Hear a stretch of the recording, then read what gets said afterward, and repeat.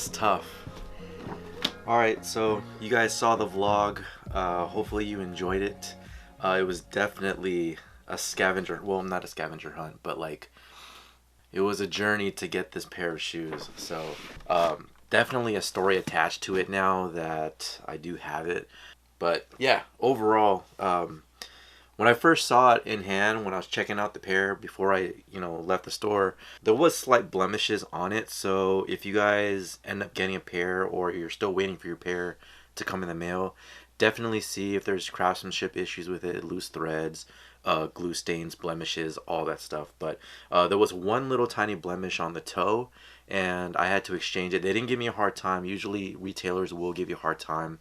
They want you to supposedly keep the pair that they pick out for you and not give you that option. But shout out to the Flight 23 store in Los Angeles. So I checked out that space. It's pretty nice. It's been open for what, maybe a year or two now, and getting down there definitely was a challenge. I ended up paying for garage parking because I was pretty much over it when I was there, and I didn't want to mess with street parking, having to look for that. You fall in line over at that store, and it was very clean. Like, they did a really good job with making sure that people are in order.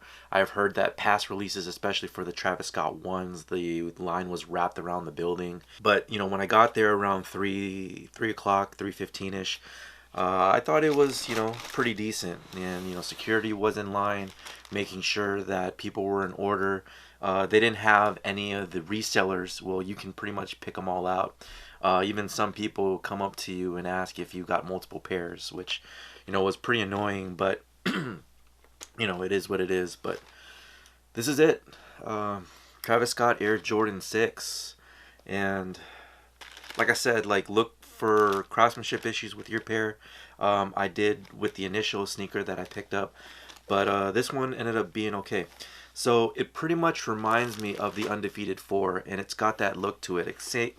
I wouldn't say the same exact color of it, but we also know that there's many variations of the Undefeated 4 in sample version and release version.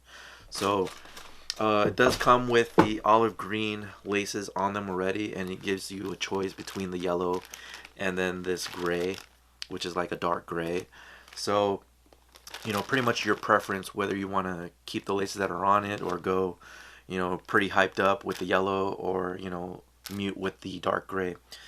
So I know the most ridiculous thing about the shoe is the pouch, right? It's a canvas pouch. It reminds me of the front part of the lace cover. Usually with 6s, you got the button down for the lace cover. But yeah, I think it was pretty cool. I honestly think that instead of like a snap pouch or a snap piece to it, that Jordan Brand should have incorporated some type of magnet. I think that would have been cool. But I also think it would have probably raised the price on it.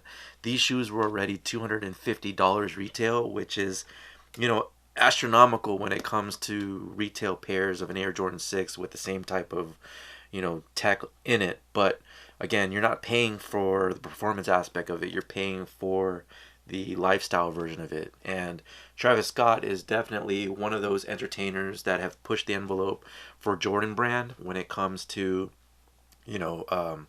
those types of releases, the shoes and whatnot. So I think he's doing a way better job than what Drake was doing with the Jordan Brand. So yeah, this is definitely a sneaker that is of the times. The Air Jordan 1 Travis Scott, the high, the low, and the 4. So if you have any opportunities to get any of those shoes, I think it is worth the cop, because it really just tells the sign of the times, where an artist is really making an impact over the original person, Michael Jordan, to elevate a brand to the next level. So I think it's really cool what Travis Scott is doing. It's really cool what Jordan Brand's doing. A lot of Jordan purists don't like it. They like to keep the aesthetic clean and original all everything. I like a balance of the two. So while I respect the past and where Jordan has come from, I do enjoy the new stuff as well. So it's pretty cool. Just a little details again with the pouch. I mean, you guys saw that there was a little logo of Travis's emblem right there with the head. And on the back of the right shoe, you have the Cactus Jack branding, as well as Nike Air on the left shoe. Now, one thing I thought was lazy, however, and I, don't mean to pick on it, but when you enjoy a brand so much, you just point out these things. But the insole, so both of them are just regular black polyurethane style insoles with the Nike Air. I really thought they could have probably made maybe like a flame type insole, or orange, and just like deck it out a little bit more. A little bit more storytelling on there. I think it would have pushed this even more.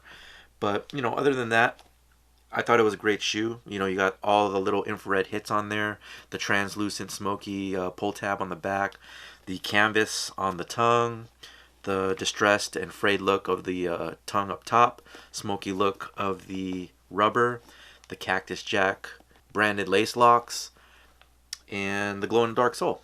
So again, crazy experience, I must say, but I think the trip was well worth it. Again, I had just got lucky on foot action, and decided to pick up the pair. I couldn't predict that there was going to be a fire. That's about it, guys. Thank you guys for tuning in. Thank you guys for watching. Thank you guys for your support. If you guys like the video, hit me with a big thumbs up, share the video, comment down below what you guys think. Were you successful? What are some of the things that you guys would change about the Air Jordan 6 Travis Scott? And let me know what else do you think can get their wheels spinning a little bit more. Alright guys, thank you so much. I'll talk to you guys soon. Take care.